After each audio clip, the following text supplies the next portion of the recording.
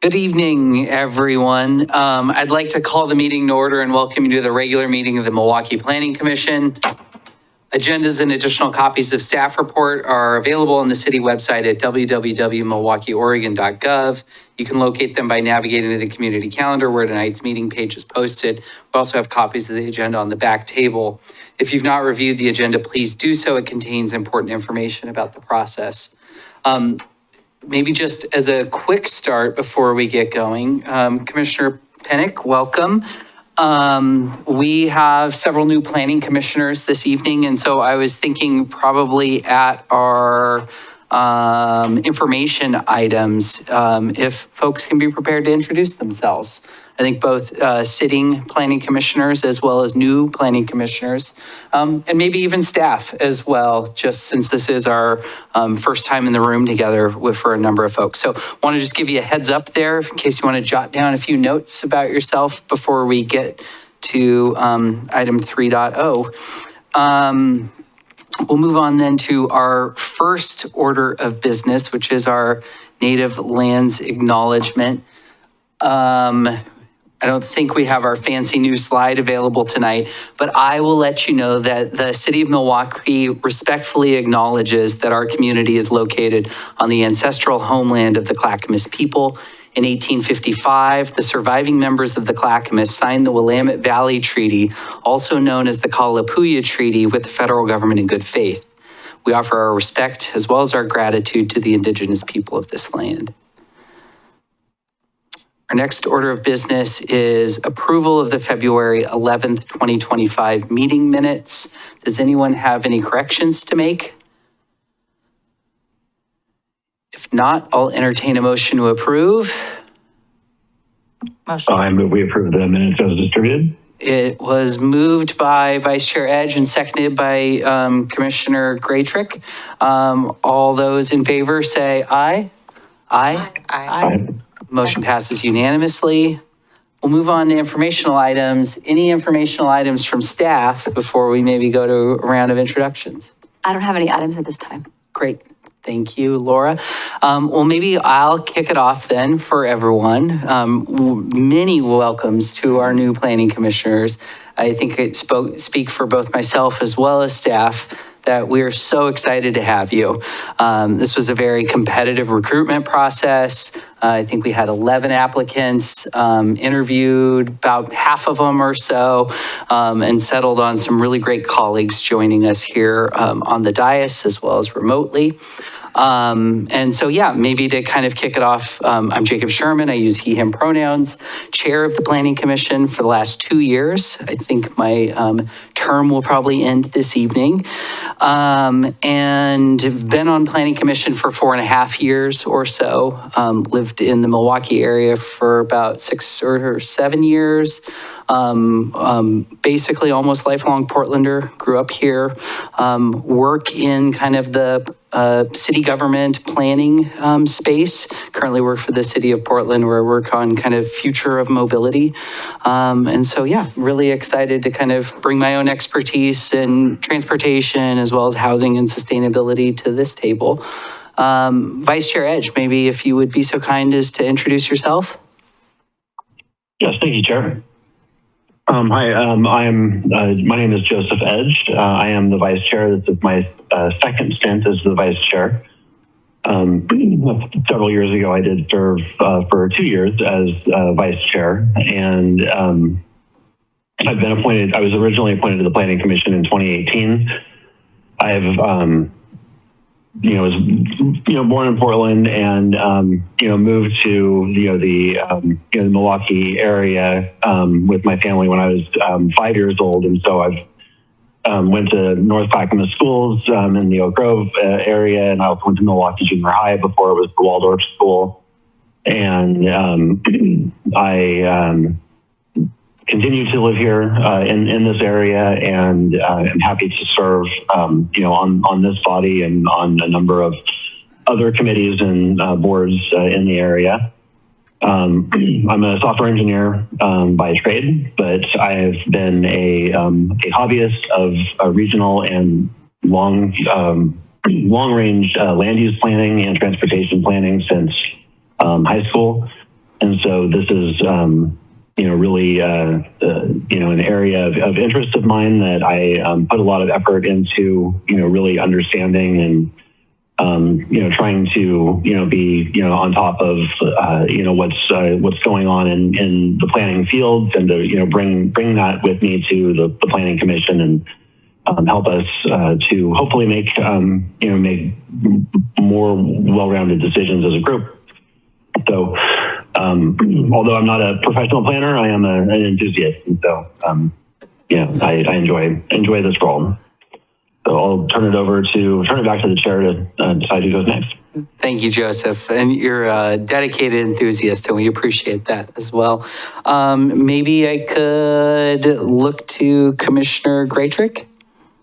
Yeah, sure thing. My name is Lisa Graytrick. I am a senior architectural historian with a local engineering firm. And I have been on the commission since July of last year.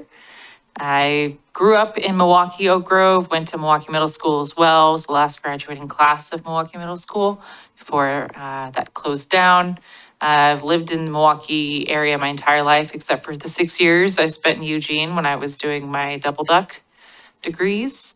I very much enjoy all aspects of planning, community planning and development. I deal with that a lot in my work, but it's also something that's really near and dear to my heart, whether it's historic resources or natural resources. But I definitely have a special place for historic resources. You'll probably see that at some point if we ever deal with those in the future. So I'm really excited to be a part of this group. I think it's incredibly important to me to be able to give back.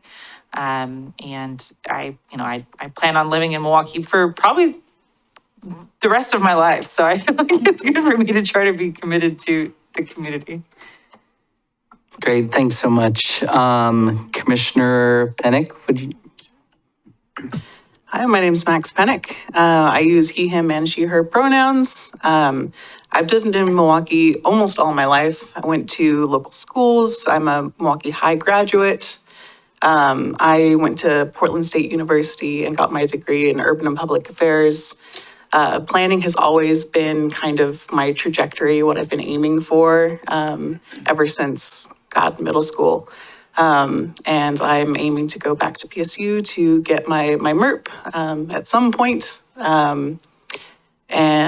Just really enjoy being active in my community and glad that you're all joining us. Great, thanks so much. Should have done a coin flip here, but Commissioner Lowther, would you be willing to introduce yourself? Thank you, Chair. Yeah. My name is Ryan Lowther. I'm a native Oregonian. I moved to Portland probably about 30 years ago almost. And I've been living in Milwaukie with my wife for about 7 years now. I'm a structural drafter by trade, so I'm very familiar with the architectural engineering world. I've drawn pretty much everything that you could imagine at some point or another. I produce construction drawings for an engineering firm here in Portland. I hold a bachelor's degree in business administration from Portland State. Go Vikes. And in 2022, I was appointed to the Design and Landmarks Committee. And I did about a year there before they officially retired the committee. So that was a good learning experience about how the city works and getting to know a few things about it. And then in 2024, I did the Milwaukie Leadership Academy, which was a great continuing education into the city workings. And then I've always had an interest in planning, and there was a lot of openings, and so I applied, and here I am. So I'm really excited to be here. So thank you, guys. Yeah, well, welcome. We really appreciate your willingness to serve. Last but not least in the room, Commissioner Garvey. Hi, thank you. I'm Julie Garvey. I've lived in Milwaukie since 1998. I have 3 boys that have all attended Milwaukie schools. So my youngest is finally graduating Milwaukie High School. I currently, and for the last 17 years, I've worked for Home Forward as their my current role is the Director of Asset Management. Home Forward is the Housing Authority of Multnomah County. So I'm excited to participate. I kind of have been with Ryan. We served together on the Design and Landmark Committee. I too, many, many years ago, completed the Leadership Academy through Milwaukie. I think I was probably one of the first classes that went through. So I'm really excited to participate. Thank you. Great. And Commissioner Hess is traveling for business and unable to join us or call in. Nick has background in renewable energy as well as kind of real estate and economic development. And so I think he'll bring some really interesting perspectives to the table. And I believe can probably give more of a well-rounded intro at the next meeting that we have. And since we're talking about academic credentials, I'm going to join the other Portland State Vikings over here with my 3 degrees from PSU. We don't get to call them double, or it doesn't rhyme like double duck though. So, go Cougs. Laura, Vera, Justin would. Welcome, everyone. Nice to meet you all. Vera Coley is one of the senior planners here. I've been with the city, it's been 11 years in January. Moved out here from the East Coast, so I was a planner in Massachusetts before I moved here. I'm happy to welcome all these shiny, happy faces on the Planning Commission. This is great. Welcome. My name is Laura Weigel. I am the planning manager here, and I'm so happy that you all have joined us. It looks like we've got a really great qualified group of folks here to help us navigate our land use decision making, and it's just wonderful to have you all here. I moved here to Portland to attend graduate school at PSU and have been here ever since and don't really have any plans to leave. I realized I've been here longer than I lived in my hometown. So I really feel like an Oregonian at this point. So, and of course I love planning. I mean, it is my full-time job. I do it every day, all day. And I have a great crew of people to do it with. I have Vera, and you'll meet Brett and Ryan, the 2 other planners on our team, as we go through different meetings, and they're really great. So welcome all. Thank you. And then we got Justin over here. My name is Justin Garricky. I'm the city attorney. I moved here about 32 years ago, give or take, to go to law school at Lewis and Clark. That's about all I have to say about myself, or all that anybody wants to hear. Yeah. Well, thanks all. I really appreciate that. I feel like we should almost ask the applicants to introduce themselves as well, but that might be a little inappropriate. Since there was nothing else on the informational items, maybe we can move on to audience participation. This is an opportunity to comment on items not on tonight's agenda. Do any members of the audience in the room or online wish to comment on items not on the agenda? If you're participating virtually, which I don't know if we have, doesn't it sound like we have anyone participating? So maybe we'll just give it a quick pause and then we'll move on to our next item, which is our hearing. This is a type 3 application for a minor land partition, natural resource review and variance. This is file number MLP-2025-001. The application for type 3 application for 9201 Southeast McLoughlin Boulevard is called to order.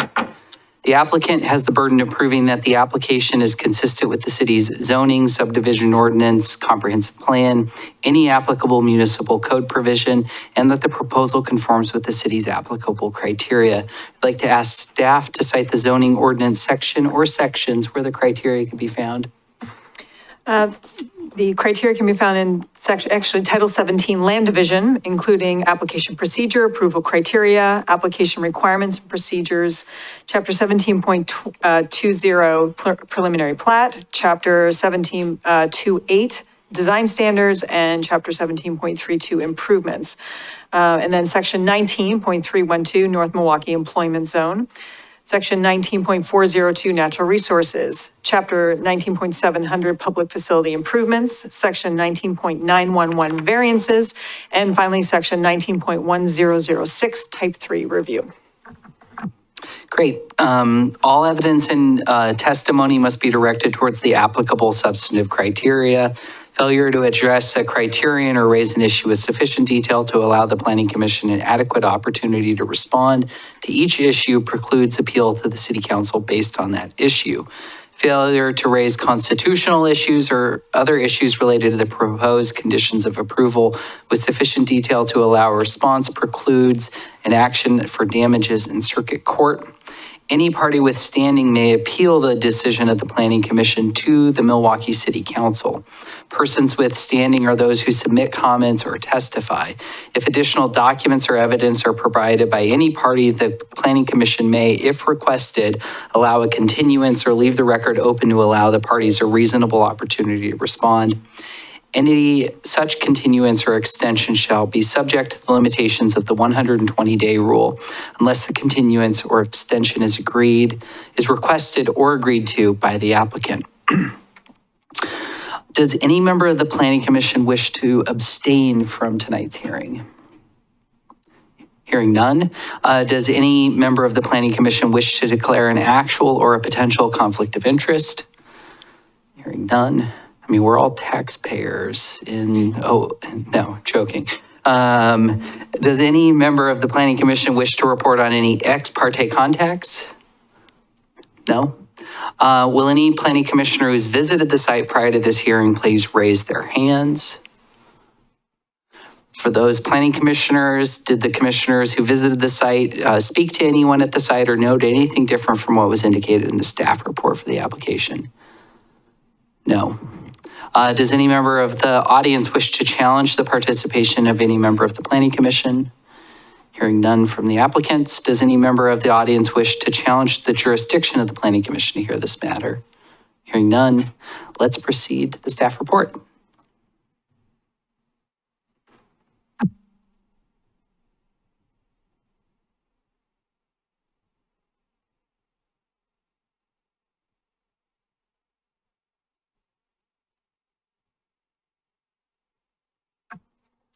Okay, good evening, everyone. Again, still Vera Coley, Senior Planner, present the staff report for primary file MLP 2025-001. So the primary file is the partition itself. Okay. You have before you, here's the aerial photo of the site in question. It is addressed at 9201 Southeast McLoughlin Boulevard. The entire site is about 14.5 acres and is divided by Johnson Creek. It's developed with the Oregon Liquor and Cannabis Commission to the right of the aerial photo. There are office and warehouse and distribution facilities east of the creek, and Clackamas County Community Corrections facilities west of the creek along McBride Avenue. The entire site is owned by OLCC, and Clackamas County leases the property from OLCC. The site is in the North Milwaukie Employment Zone, so the NME zone. And you can see the property lines outlined on the figure on the left. The site also contains water quality resource area, the WQR, which is in the green area along the creek, and habitat conservation areas, which is the HCA, and that's the orange area. Those are overlays in the zoning code, and those have protections and an entire section of code that applies to those mapped natural resource areas. All right. So the proposal, as part of the application, is to divide the property along the center line of Johnson Creek and retaining the eastern section, or in this case, because the figure is turned at the top portion of the map, retaining that eastern section of the property for OLCC, or sorry, for the bottom part of the map, creating a new parcel for Clackamas County Corrections, existing community corrections facilities on the west side of Johnson Creek. If the request is granted, the county would own the land where their buildings and improvements are located instead of leasing that land from current or future owners of the OLCC property. Once divided, the county property west of the creek would have an area of approximately 3.6 acres. The remaining OLCC property would have an area of about 10.9 acres. No development is proposed as part of the proposal. No changes to access, circulation, parking, or structures are proposed. It's really just about splitting the property between the two property owners. There also isn't any vegetation removal proposed or anything like that. All right. So section 19.402 is the natural resources section of the zoning code. And section 13 of that code requires that when you do a partition where there are mapped natural resource areas, the code wants 100% of the WQR, or that green portion of the mapped natural resource areas that we saw mapped, that those are supposed to be placed in a separate unbuildable tract, protected with a conservation restriction. If that standard can't be met, then the applicant would need to do an impact evaluation and an alternatives analysis as part of that to look at what those resource areas are. The applicant has submitted an impact analysis as part of the application materials, and they have requested a variance to the requirement for that separate unbuildable tract. Because the property is built, then the applicant has requested that unbuildable tract, that rather than develop or create that separate unbuildable tract, that they have proposed a restricted development area with a restriction easement on top of that. So they've identified all those natural resource areas, and that they would be placed in that restricted development area and easement rather than a separate tract of land.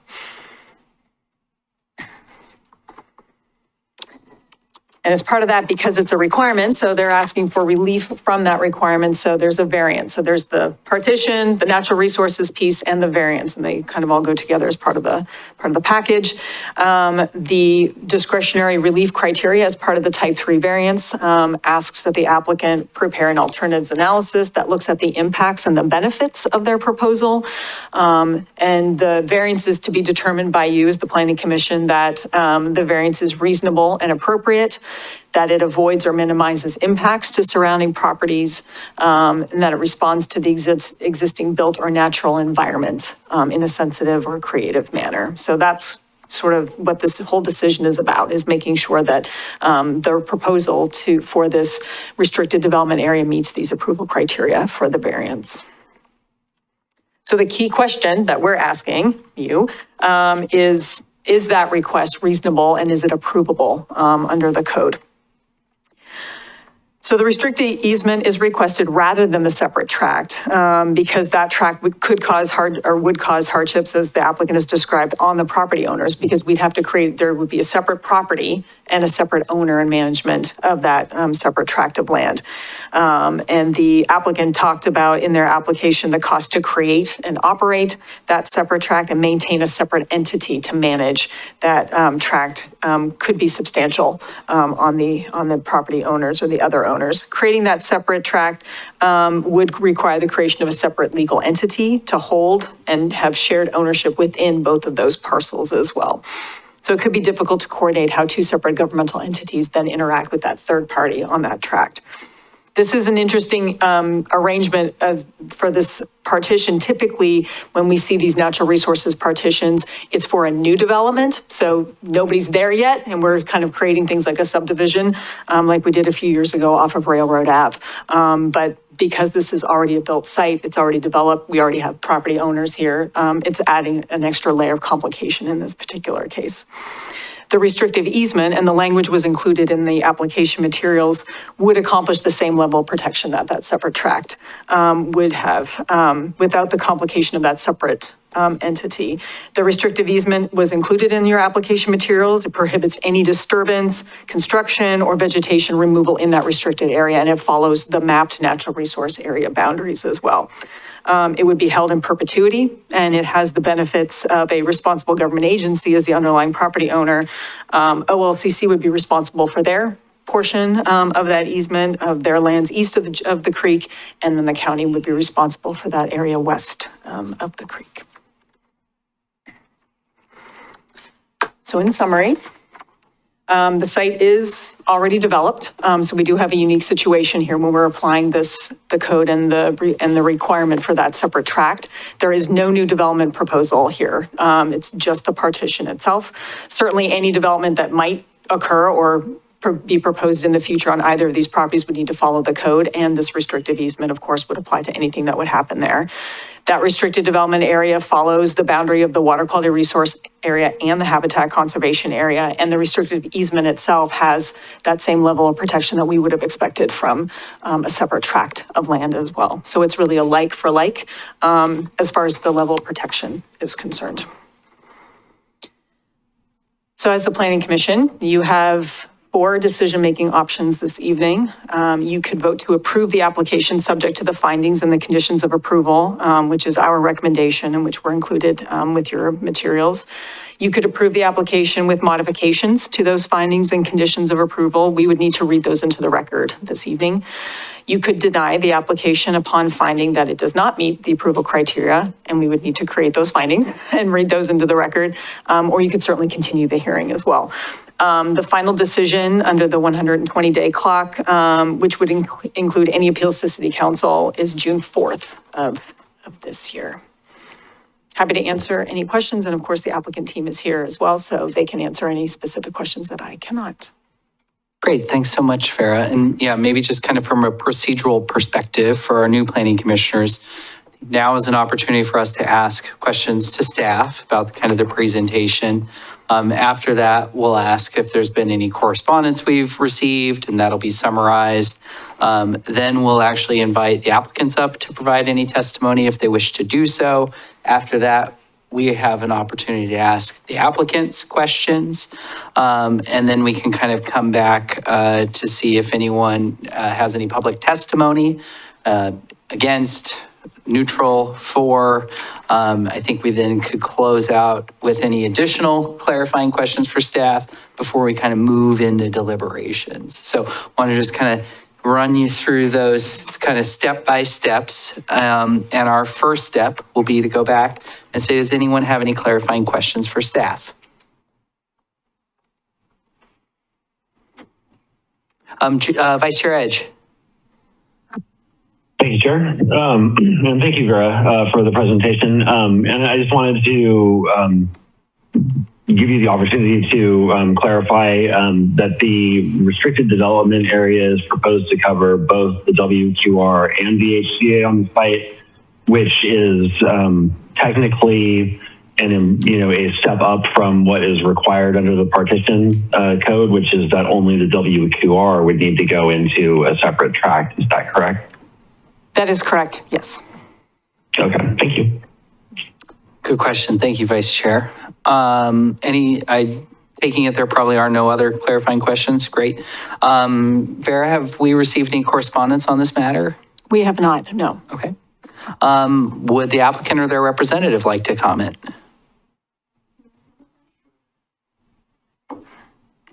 If you could please state your name and city of residence for the record. Thank you. Ben Blessing, Gladstone, Oregon. Thank you very much tonight, Planning Commission. Also PSU alumni, go Bikes. Thought I'd throw that out. Don't have a lot to add. It's just been great working with Vera at the city, and just kind of, it's been a couple year process, but it's been very easy working with you, and it's just been a real pleasant experience. So we don't have a presentation. We don't have a whole lot to add. We agree with the staff report and the conditions. So we're happy to answer any questions if you have any. Sounds good. Do any planning commissioners have questions for the applicant?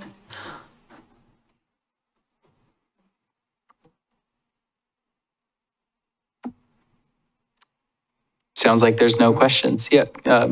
I guess just to clarify, are there any other benefits other than those that were listed in the staff report that you can see to, completing this action or having this approval? Yes, I think one thing I can address that's not in the materials, but as part of our agreement with OLCC, is that the property as we're receiving it will be on a deed with restrictions as well as a reversionary clause. And the restrictions are that these same uses continue. And I can just read that to you, just so you know, the intention is this is going to continue as it has been for a very long time. The restriction is that the primary purposes, including accessory and substantially similar purposes, community corrections, law enforcement, substance abuse rehabilitation, behavioral health, and social services. So just consistent with our uses that we've had there since the late 70s. And so that's something that is our agreement with OLCC for receiving the property, that we would just continue these services in the same place. Great. And would you mind stating your name and city of residence for the record? Yes, you bet.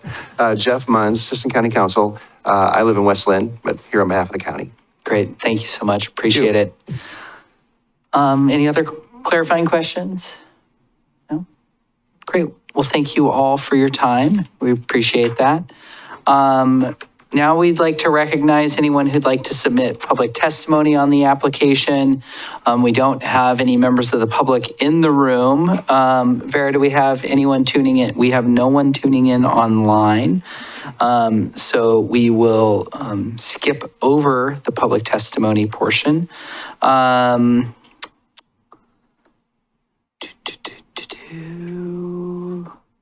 All right, well, I think that takes us then to the closing of our public hearing. The public testimony portion of the hearing on the request of the Type 3 minor land partition, natural resource review, and the variance for 9201 Southeast McLoughlin Boulevard. This is file number MLP-2025-001 is now closed. Is the Planning Commission ready for discussion? Great. Vice Chair Edge, would you like to lead us off? I would. Thank you, Chair. Once again, thank you, Vera, for the presentation. And I'd also like to thank the applicants for, proposing this, sort of alternative arrangement that, does, really creatively respond to, the built environment. To the existing built environment and, really serves to, accomplish, the same and actually better protect, the natural resource areas on this property. So I appreciate, them coming forward with, this alternative proposal and going through the process. Ultimately, I have read the findings and believe that the findings as distributed in the packet do reflect the facts in the record, and that I am prepared to approve this today with the conditions of approval that were put forth by staff in the packet. And so, again, we can, as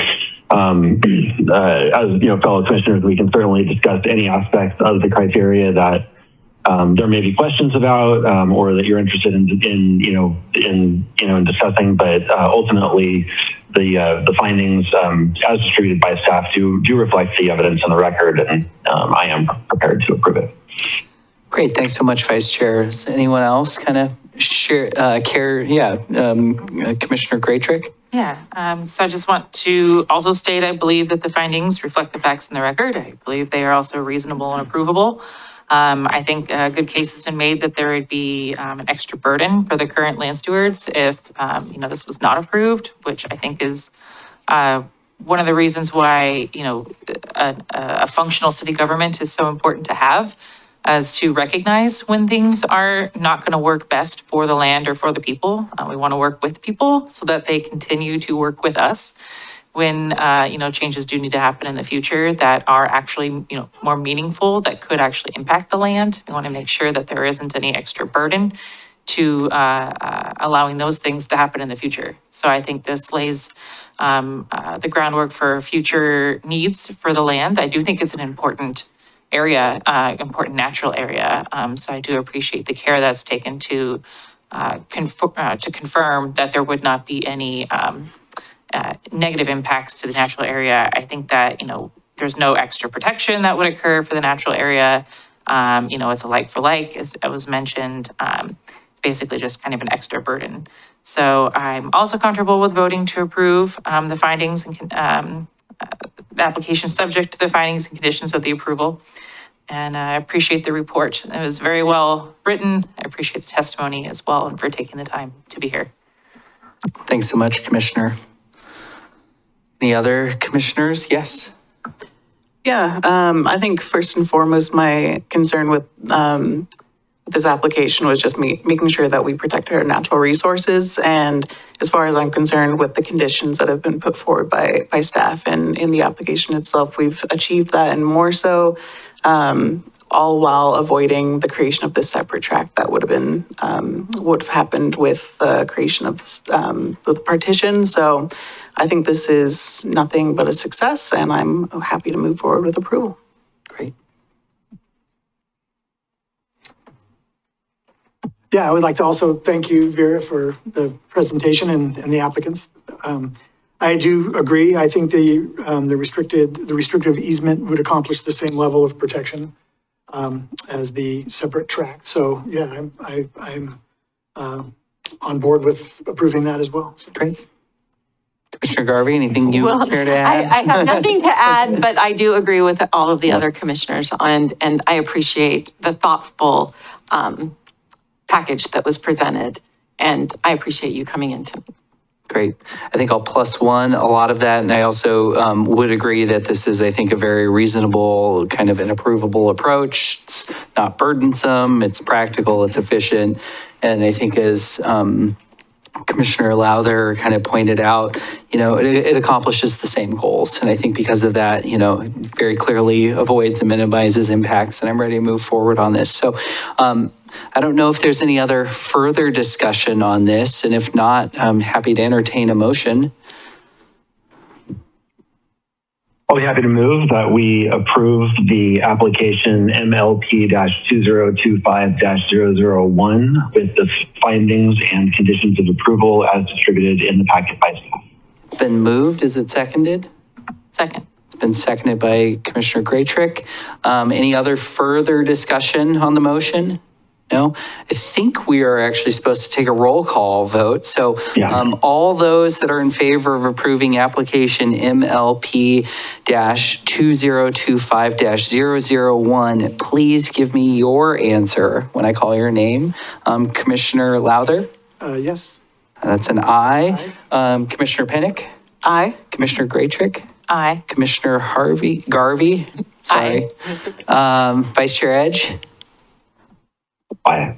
And the chair votes aye. Motion passes unanimously. Application MLP-2025-001 is approved. If anyone wishes to appeal the Planning Commission's decision to Milwaukee City Council, you must make the application stating the grounds for your appeal within 15 days of the mailing of the notice of decision. Please see planning staff for details. Thank you all very much for your time. Appreciate it. Yeah. We can now move to a point in our agenda where the Planning Commission acts as the Community Involvement Advisory Committee. Does staff have any updates to share with the Community Involvement Advisory Committee? Just to say that most of you probably don't really know what the Community Involvement Advisory Committee is, and we're aware of that. And so we are going to have a little bit of a conversation about that at our April 8th meeting. So I can just kind of give you an overview of how that was established and what it is that that group does or does not do. Okay. We have wide berth over all community involvement at the city of Milwaukee. So if there's any axes to grind or anything like that, this is apparently the time and space to do it. I'll be talking to you later, That's right. Chair Sherman. That is not. All right, does any members of the Community Involvement Advisory Committee have any items that they wish to report on? No, hearing none. I guess I maybe slightly in the community involvement space. I will say I was super excited about the city of Milwaukee's Parks grand opening this past weekend. I think it's worth noting this was the city of Milwaukee's Parks opening, and it was lovely. My family and I, we swung by Balfour Park, which is in our neighborhood. I know there was a city kind of VIP bus going around town and stopping at them, but it was just really exciting to see everyone out and about. I believe I saw you there, Commissioner Pennick. And, I think that in many ways, the parks project that Adam Moore and others kind of led really was embodying kind of great public involvement, which is part of the reason so many people are out there and know about the parks and all those kind of things. So just wanted to kind of say kudos to the entire City of Milwaukee team on that work. It was really exciting to see, and it's great to see the parks full almost every day. It's really awesome. So, yeah. I was able to attend the park that's right over by Leading Library, and it was a beautiful, presentation by the mayor, and it was just the excitement that was going on, just had some energy, and the energy that I heard a couple people just by frequenting some of the businesses in Milwaukee are just excited about all of the movement that's going on. So I'm really excited to be part of the process, but it was beautiful to see people out and about in our community. Yeah, that's great. And I think in some ways, some of the more people out and about and the movement in our community is actually directly a result of the work that we do as a planning commission. I mean, we're helping build new buildings downtown where more people are moving in and things are getting renovated. It's, I think, very, very exciting. So, we could move on to our second to last piece of business, planning department, kind of business updates. Is there anything kind of for discussion here? Well, I guess maybe what I can hop into is, I don't know if you want to talk about it now, but we could also talk about it for the future forecast, just talking a little bit about the next meeting for the April 8th, when everybody's going to be here. Yeah, sure. That sounds great. Okay, great. So April 8th, we decided that this time, since we've been kind of waiting to get everybody seated here on the commission and have a full commission, we kind of held off on having an annual joint meeting with the NDAs. And so on April 8th, we're going to have a joint meeting with the NDAs. And so we'll invite folks to attend that meeting and just come here, and we're going to do a land use kind of training, and it's kind of the training that we've put together over the last few years. It's land use 101 that kind of talks about, tonight you saw a type 3 review. Well, what is a type 3 compared to a type 1, type 2, type 4, type 5? Try and give you like the context within which you're working, so that we're going to have that kind of discussion with you all. And it also serves dual purpose to have it with the NDAs. So we will have that conversation.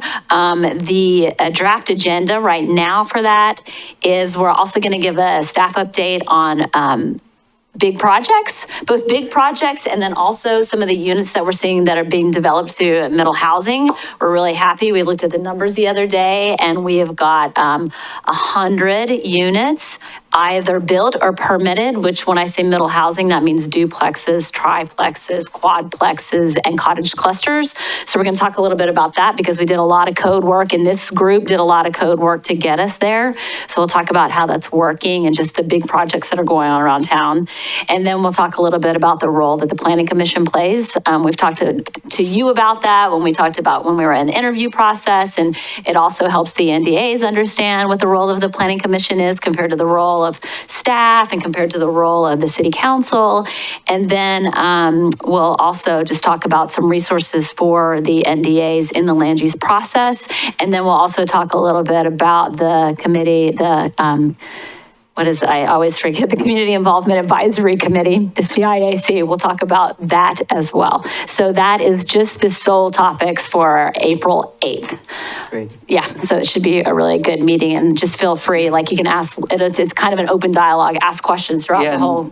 We can also just open questions or discussion here if Yeah. anyone has questions for Laura. Just curious if it's going to start at the same time. Seems like it's a pretty hefty agenda, so I wasn't sure if it was going to start a little earlier, if it still starts at 6:30. We're going to start at 6:30, and I think the idea is to we'll do the couple of business items that just take, if there's minutes, that kind of thing, and then we'll hop into the conversation. And I think the goal is to have the NDAs out of here by 8, trying to come to an end of the time. But if afterwards you all have more dialogue, if we want to have more dialogue after that, we can do that. Yeah. Are you still thinking, Laura, we're actually like getting off the dais and heading back to the table Yeah, in the we back? may be able to do that. That'd be Yeah. great if we Yeah. could. I just think it'd be a more Totally. approachable space with NDAs I agree. as ourselves. Definitely. Maybe we can, just try and have tech set up. Maybe we don't even get up here. Yeah, we We're could just probably back do it there. in the back. I just have to figure it out. We haven't done that. I haven't done that yet, Yeah. but we can And if work it's with not the. feasible, then, We'll give it a go. you know. Yeah, for sure. It's a great idea. Yeah. Will there be a virtual option? Yes. Okay. Yes, for sure. There's always a virtual option for these meetings because they're public meetings and we're required to have them. So we're going to start doing advertising for them. Our Jason Wax, who's our engagement specialist here at the city, he sends out a Friday neighborhood update to all the NDAs. You've probably seen those. So he's going to start pitching it in that Friday newsletter. And then also he will talk about it at having one of their annual meetings on Monday. And so he's going to pitch it there, and he'll let everybody know that there is a virtual option, because it is great if you can just sign on and listen in if you can't be here in person. So, yeah.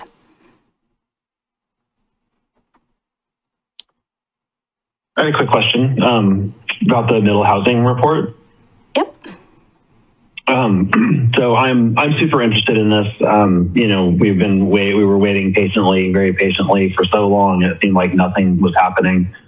And then now suddenly we're over 100 units, or whatever. That's really fantastic news. And, I'm looking forward to, you know, hearing, you know, more about that breakdown and, you know, kind of, you know, where those are and, you know, how they've come to be so quickly. But what I'm curious about additionally is that, you know, the city ultimately through the public process did a lot of work to, you know, adopt, you know, policies and standards that really went beyond the minimum compliance or the, you know, the minimum requirements to comply with House Bill 2001 and the other collection of state legislation around, you know, middle housing. And I was just wondering if you might be prepared when you give the report to point out maybe where that's made a difference in terms of the production that we've seen, the willingness of the city to go beyond the minimum compliance that was required. You know, I don't know if you are prepared to make that kind of analysis, but I would be super interested to know if the work that the city did, you know, to be more receptive, more welcoming of middle housing actually had an impact on production. Yeah, that's a good question, Commissioner Edge, and we can take a look at that and see what we can pull together. I think that, yeah, it would be interesting to know that. And I just will caveat, I think that for the portion of the NDAs that we're having the meeting with the NDAs, it should be kind of a higher level. And if you want to dig into the details of that, of what we're going to produce, what we're going to present, we should talk about that afterwards so that they probably just want a high level overview of what kind of middle housing has been built. So let's break that into two little pieces. And if that's okay with you all. Absolutely. Okay, great. And I know that the city of Portland did this amazing report. So if you've seen it, it's beautiful and it's amazing. It was produced by a consultant and it cost them a lot of money. And it's me and Vera and like one other person, and we're going on vacation for a week. So I just want to, you know, not set the high. I'm setting a bar here. We will do our best. And if there happens, and if we need to dig any deeper into any of the questions that you have, we can totally do that. But we're going to do our best to get you some really good information because we're pretty excited about reporting it as well. It's been pretty big deal. And I don't know if again, with low expectations just set, if there's an ability to do some peer-to-peer comparisons, even if it's just very simple. You know, Happy Valley built this many and it's really hard because built that many. It is difficult to do that at the moment without calling a bunch of people and then asking them to run the numbers because like, I don't know if anybody saw there's an article that just came out in the Oregonian that talks about all of the jurisdictions across the state and reporting out on the numbers. The data source, and it says Milwaukie has 0 middle housing units. And so I immediately was like, what is the data source for this information? And the data source was from 2023. So we don't have good up-to-date data and DLCD wasn't collecting the kind of the categories that we're actually seeing. So we are required, everybody's required to report out on this stuff, on the units every single year, but the new reporting hasn't happened with the new categories. And so there's no good way to pull numbers with data right now. Yeah, that's totally fine. And maybe I think maybe outside the purview of Planning Commission, but it might also be worth having a conversation with City Council about including something in the pilot. Or, yeah, totally. We were going to do the same City overview. Manager Stager putting a press release together and sending it off to the Milwaukie Review, but it seems like we have a little bit of a story to tell because I know there's still people that are saying, you did all that planning stuff and has anything come of it? And I know that and the answer is I yes. feel like the answer is yes, but I would have never guessed the answer was over 100. Close to 100. Yeah. Cool. Yeah.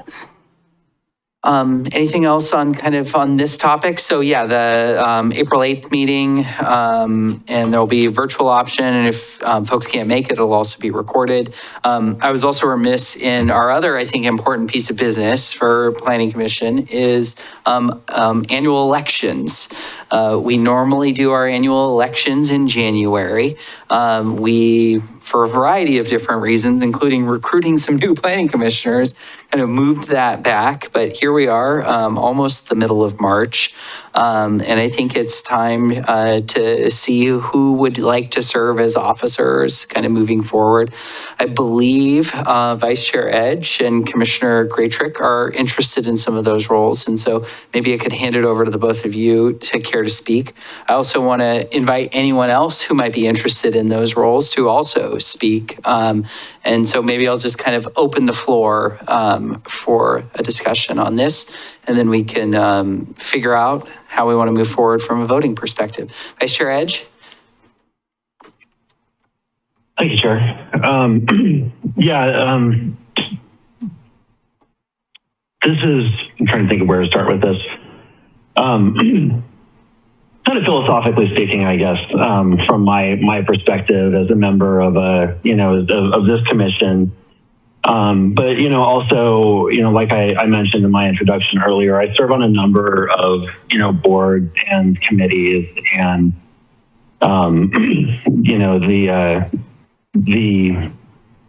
I always encourage, and I always feel like these bodies are best served when all of the members of the body, ultimately over a period of time, participate in being officers and participate in leadership roles within the body. And so I've certainly made it a point with nearly all of the boards and commissions that I've served on over the last 10 years to cycle through as an officer in one respect or another. As I mentioned earlier, I did serve for 2 years as vice chair, and then when there was a vacancy late last year, I volunteered to serve as vice chair to fill out the remainder of the vacancy.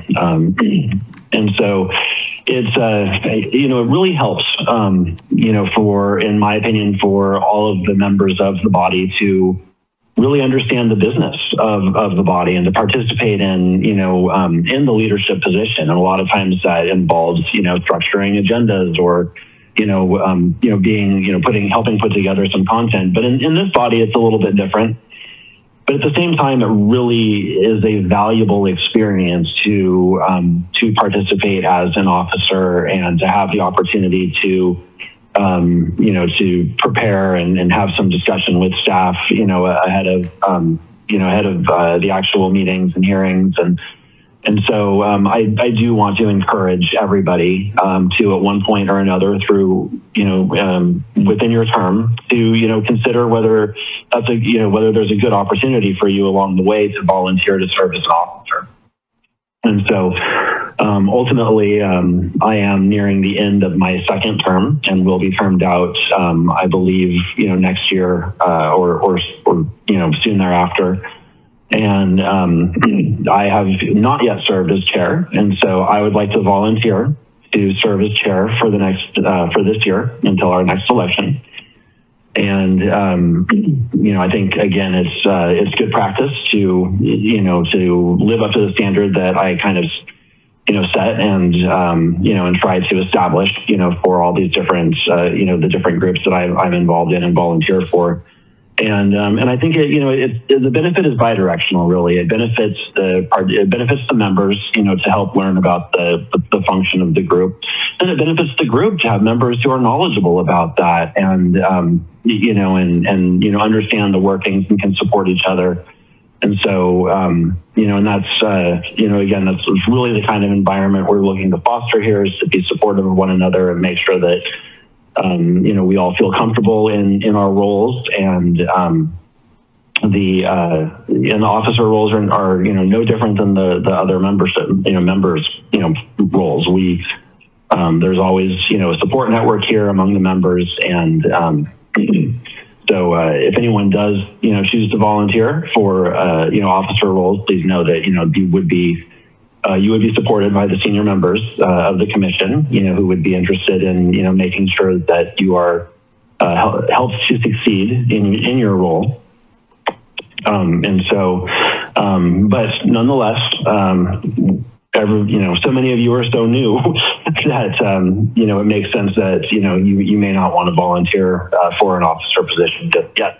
And so, the other piece of this is that Chair Sherman has served for the past 2 years and deserved a break. And so even though he and I are the senior members, really the only members who've served more than I think 6 months, at this point,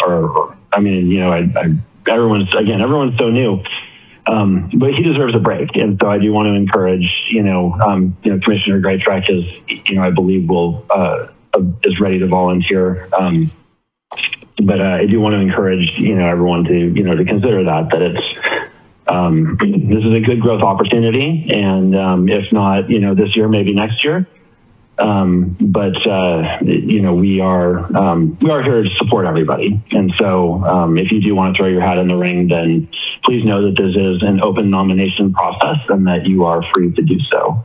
Any member of the commission is free to, say that, to make themselves available for nomination, basically. So I think with that, I'll hand it off to Commissioner Greattrack to express what she's interested in volunteering for, and then we can continue the discussion.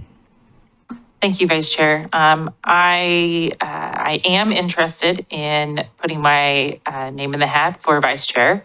As was stated, I think it would be a good opportunity for me to learn more about the formal, function and process, within the commission.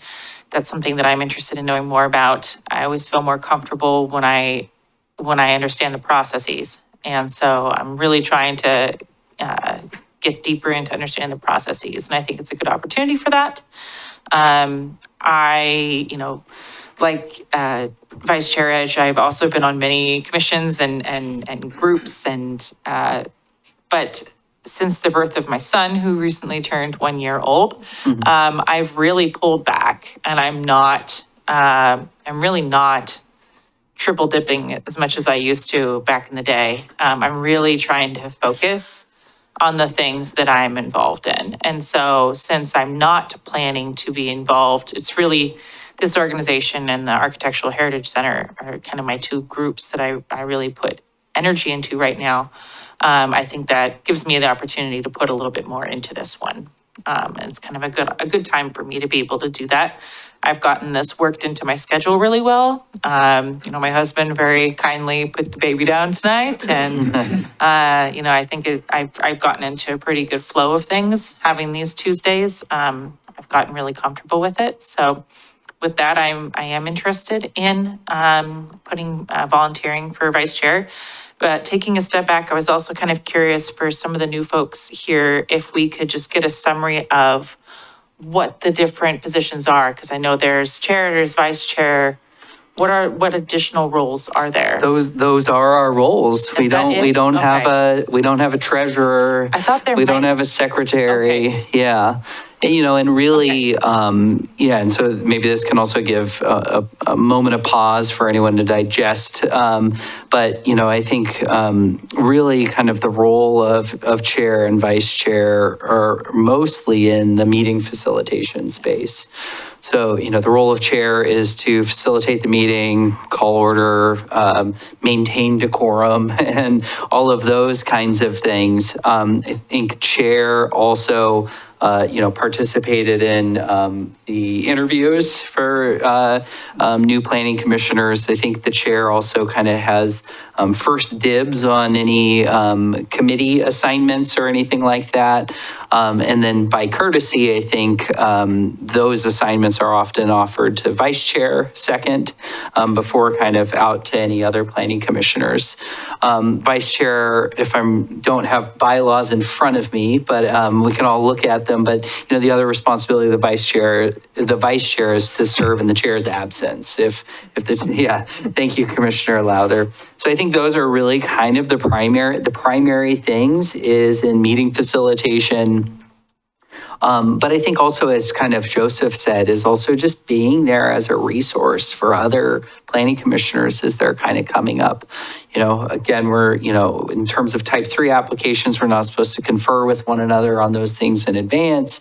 But all sorts of other policy questions or discussions, goodness, Joseph and I have had numerous phone calls over the last few years, and I've done the exact same thing with other planning commissioners.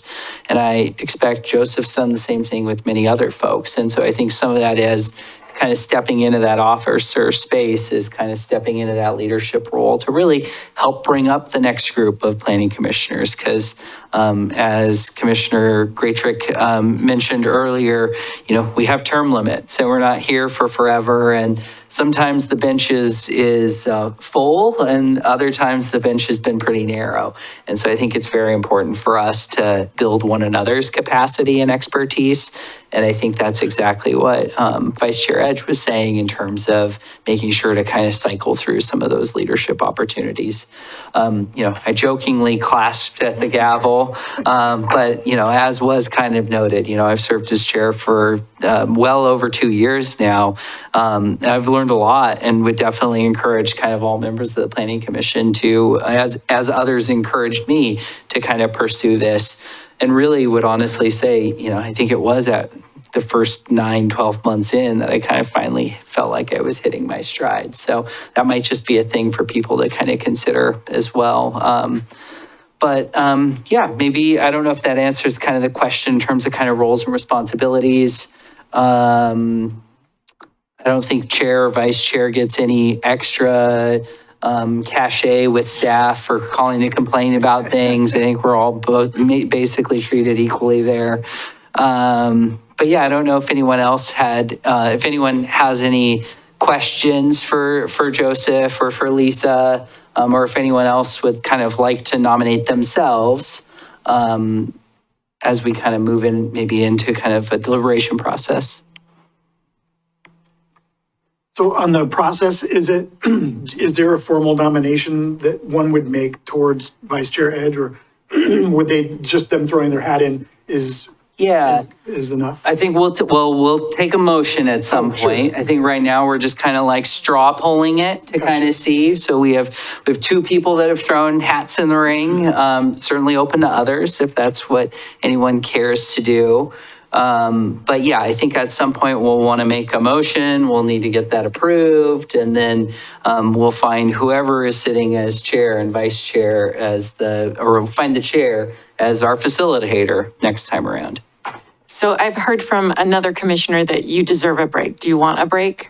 Oh, I think I do, honestly. Okay. I mean, I do enjoy it, but I do think it is really a good time for, as was kind of mentioned, Joseph's heading into kind of his final year or so as on the Planning Commission. I think you might, Joseph, extend into mid-2026, but, we can kind of figure things out.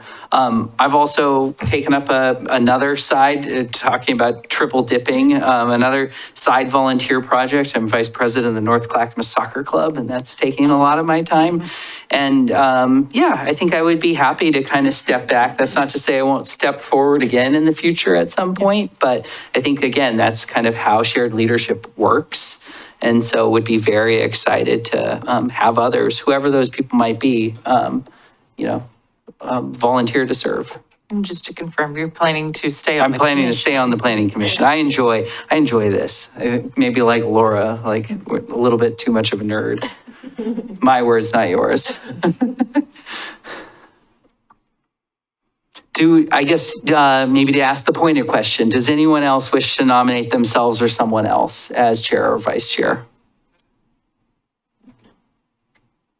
It's pulling at me, but I feel like I'm maybe just a little too green this time around, and next election cycle I might be doing it, but I feel like I should probably get to our April 8th meeting first and get my full orientation first. Yeah, well, that's good. I appreciate you speaking up and kind of maybe sharing some of the signaling or thinking about kind of that intention. And that's something I think maybe all of us can kind of think of, and happy to also grab coffee and think about how to help you, succeed into that space if that's something that you want to do. Absolutely. So great. All right. Well, if there's no other discussion on this, I would like to take a motion for Joseph Edge to serve as chair for the remainder of the 2025 till the next election, and Lisa Graytrick to serve as vice chair. Do we have any other, can I get a motion? That's one thing actually about chairs. You don't get to make motions, you call for motions.